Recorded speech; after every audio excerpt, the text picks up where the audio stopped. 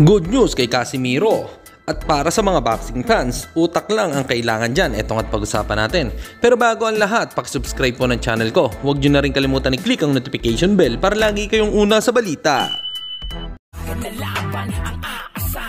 Balita sa mga pambato na isasalang, pasabog na video, lahat yan nandito. Nino Cruz TV ang iyong paborito. Pag-usapan nga po natin mga kaboxing, malamang ay madami na nga pong nakakaalam sa pagkakatanggal ng IBF World Title ni Terence Crawford.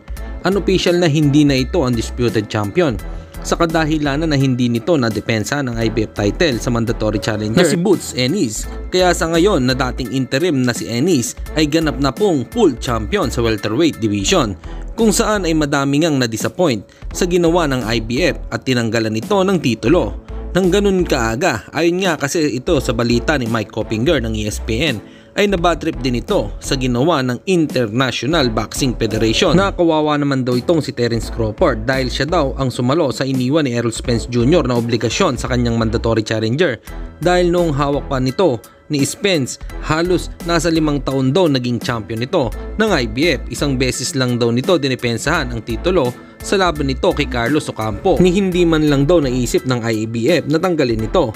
Noong naagaw ni Crawford ang titulo, bigla na lang daw itong tinanggal. Samantalang tila sa wakas ay may good news kay WBO Global Champion, former 3 Division World Champion Janrell Cuadro-Las Casimiro. Sa latest update kasi ng ranking ng IBF, mula sa number 6 spot ay umangat na nga si Casimiro sa number 5 spot, habang nasa number 4 spot naman ang isa pa nating pambato na si Pinoy prospect Carl James Wonderboy Martin. Hanggang dito na lang muna ang ating balita. Dito na lang ang aking boxing news report. Babu!